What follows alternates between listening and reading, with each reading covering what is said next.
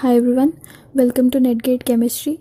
So today we are going to start with the topic voids in FCC structures. So we observe there are two types of voids which are present in FCC. One is your tetrahedral voids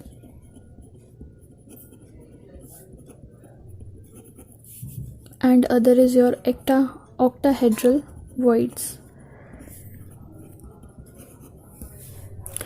First we'll discuss about the tetrahedral voids.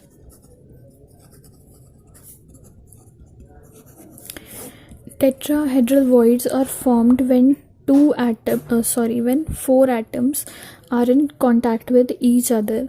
So voids are formed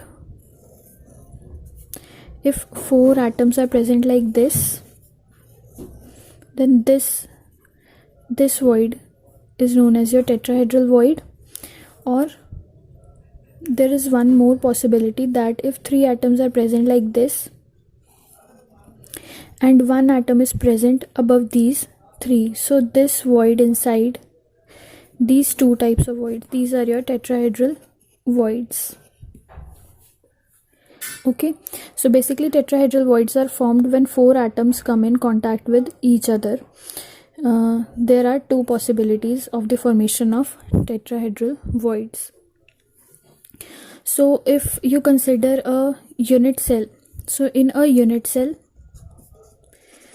there are total 8 tetrahedral voids. So these are 8 in number, and where there are present in a unit cell, if this is your unit cell,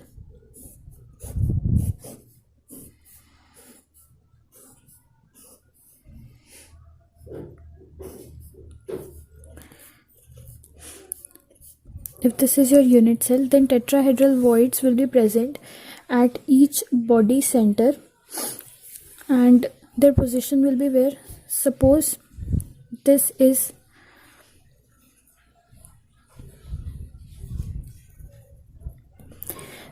a line which is corresponding to the body diagonal. This is one body diagonal. So on a body diagonal, tetrahedral void will be present at 1/4 distance of this total body diagonal. That is, if we cut this line in 4 equal parts, then at 1/4 distance one tetrahedral void will be present. This way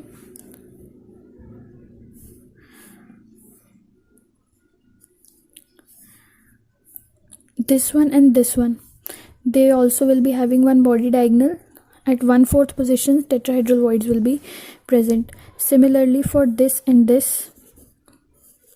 at 1/4 position tetrahedral voids will be present. There are 4 body diagonals, and at each body diagonal there will be 2 tetrahedral voids present at 1/4 distances. So there are total 8 tetrahedral voids in a unit cell, and each contribute fully into the unit cell, because all these voids are present inside, so they contribute fully.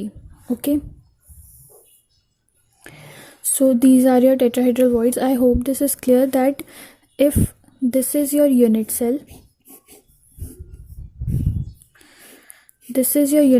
consider any body diagonal. Suppose this is one of the 4 body diagonals, so tetrahedral void will be present at 1/4 distance. Here will be first, here will be second. Similarly, there are 4 body diagonals. At each body diagonal at 1/4 positions tetrahedral voids will be present. So there are total 8 tetrahedral voids. So we have discussed how tetrahedral voids are formed, okay, where there are present and how many of number are there tetrahedral voids in a unit cell. Second are your octahedral voids.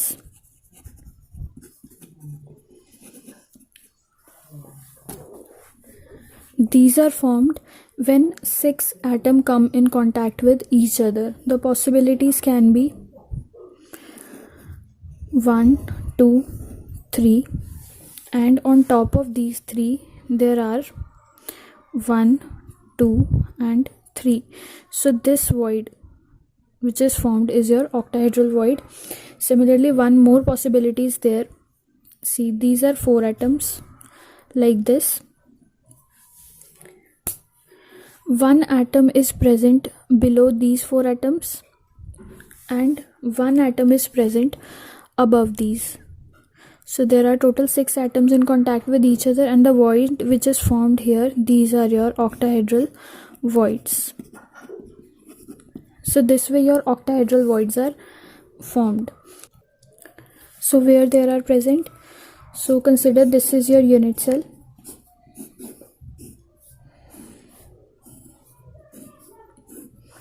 So octahedral voids will be present. One will be at the body center. Next voids will be at edge centers. At each edge center there will be a void present.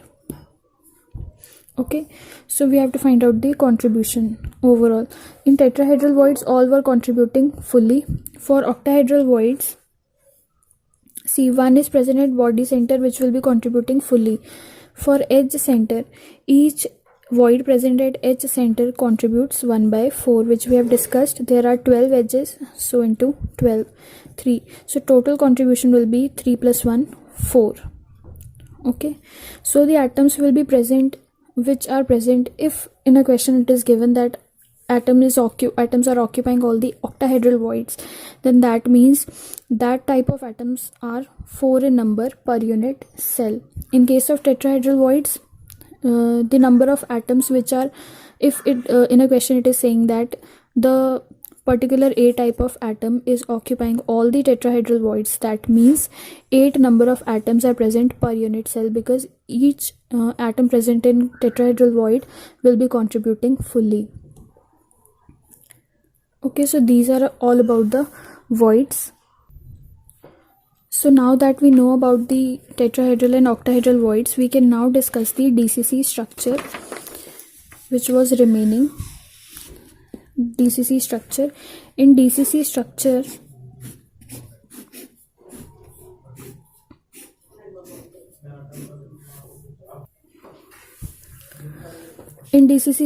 atoms will be present at each corner. In DCC structure, atoms will be present at all the 8 corners,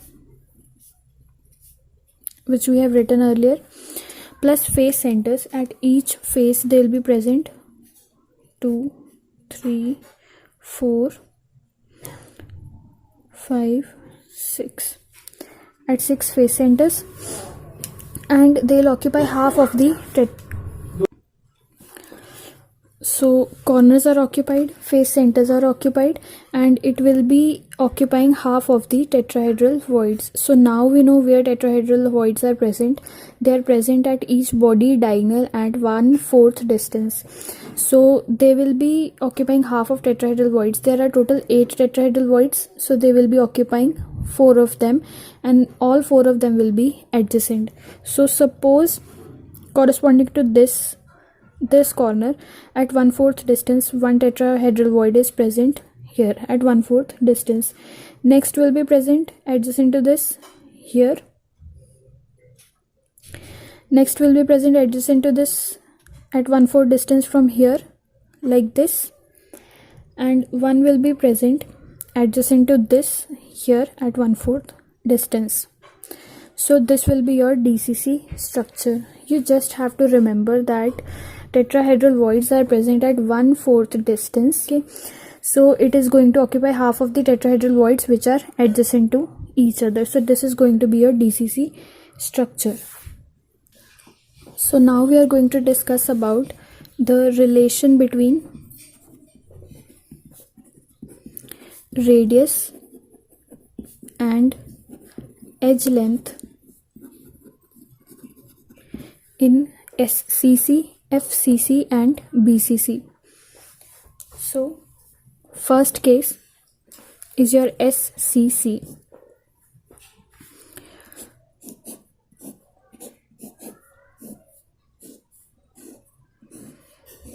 Suppose this is your simple cubic unit cell.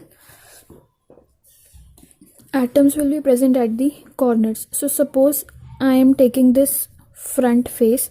Here 2 atoms will be present like this, here and here. So if I take this face out, atoms will be present like this. Okay, these are basically like sphere. Each atom is considered to be a sphere. So this part will be the radius of this sphere, and this part will be the radius of this sphere. So both the spheres will be equal to each other, so their radiuses also will be equal to each other. So if we consider this unit cell, this is your edge length.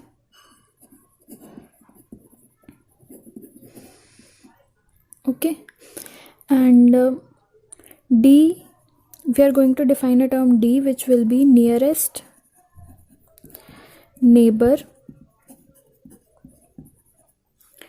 distance, or you can say the interionic distance. Interionic distance means the distance between these two ions or molecules or the atoms. So nearest distance will be from here to here in this case.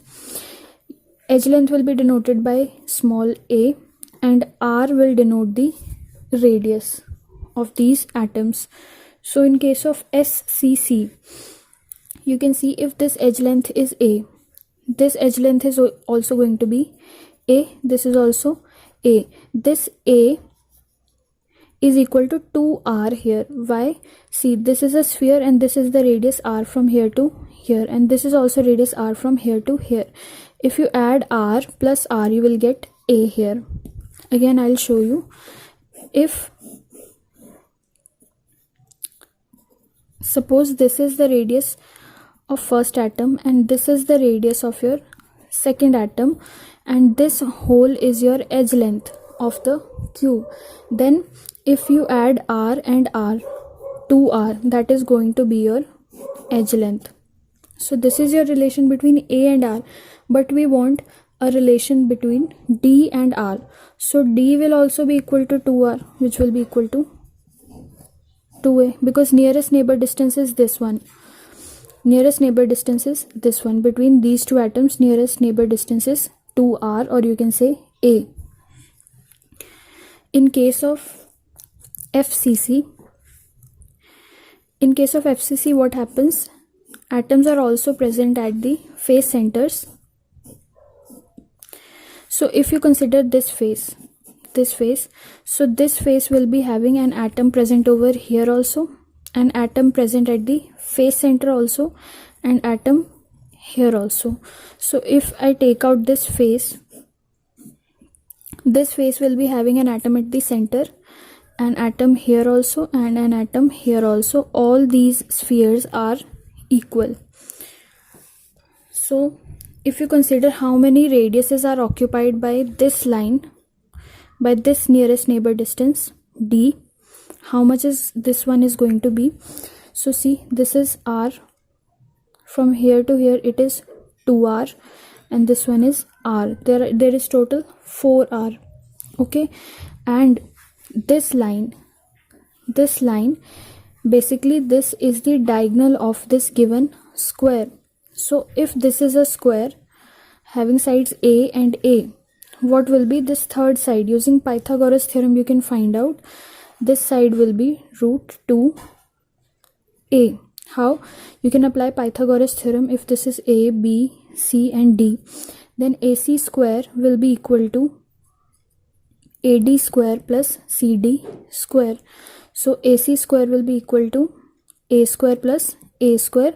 So ac will come out to be 2a square. So ac will be equal to root 2a. So this way, this side is root 2a, this side is a, and this side is a. So what happens? This way you can find out your r, your edge length, your a, this root 2a, this whole length root 2a, which we have found using Pythagoras theorem, this is also equal to, if you consider these spheres, this root 2a is equals to r plus 2r plus r. So how many r's are total? 1, 2, 3 and 4r. This root 2a is equals to 4r. See, we have considered this face, we have taken out this face. In this face we have placed 3 spheres, because this is FCC. One sphere is also present at the face center. So if you consider this line, this line will be having 4r, this sphere will be having 2r, this will be 1 and this will be 1, total 4r. This line will be having 4r. Also, if you consider this square, then this is the diagonal of this square. Using Pythagoras theorem, you can find out the value of this diagonal, which comes out to be root 2a. So this root 2a is equals to 4r. So d is always equals to 2r. Nearest neighbor distance always comes out to be equal to 2r, that you can star mark. So from here you can find the relation between d and a. So now we know that root 2a is equals to 4r. So from here we can calculate r will be equal to root 2a by 4. Simply we have taken this 4 here. Okay, so r is this one. Also we know that d is equals to 2r. So we can substitute the value of r here. So from here we can get 2 into root 2a by 4. You can simply learn this value. D is equals to 2 root 2a by 4. Next is your BCC, in which atom is also present at the body center here. So here what we have to do is we have to consider a body diagonal like this, and also an atom is present here and here. Atoms are present at like this at the body diagonals. So here also 4r are being covered, 1 2 3 and 4. So here 4r is equals to root 3a. Again applying Pythagoras theorem, I have found this value, because I have considered this triangle here where this line is there, and there is this line. Again we can see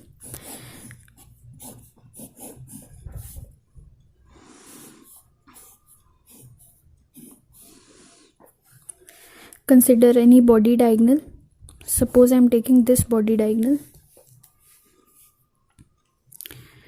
This is your body diagonal. So I'll be taking this side, this body diagonal, and this side. This is your right angled triangle. See, this bottom part is your square and this is the face diagonal. So this is your root 2a, which we have found earlier. This is your root 2a. This is the side of this unit cell, which is your a. This we have to find out. A, B, C. Give it the name A, B and C. So applying Pythagoras theorem, AB square is equals to AC square plus BC square. So AB square will be equal to AC is A square plus BC square, that means root 2a square. If you solve it, you will get a square plus root 2 into root 2, 2a square. AB square is equals to 3a square, giving you AB is equals to root 3a. So this way I have found this value coming out to be root 3a. Also this is equal to 4r, because there are 3 spheres present, and adding the radii will get 4r. So also we know that d is equals to 2r. So from here we can find the value of r, which comes out to be root 3 by 4a. Substitute this value of r here. So you'll get d is equals to 2 into root 3 by 4a. So you'll get d is equals to root 3 by 2a. So these are the 3 relations between radius and edge length. So I think that's it for this video. Thank you so much for watching.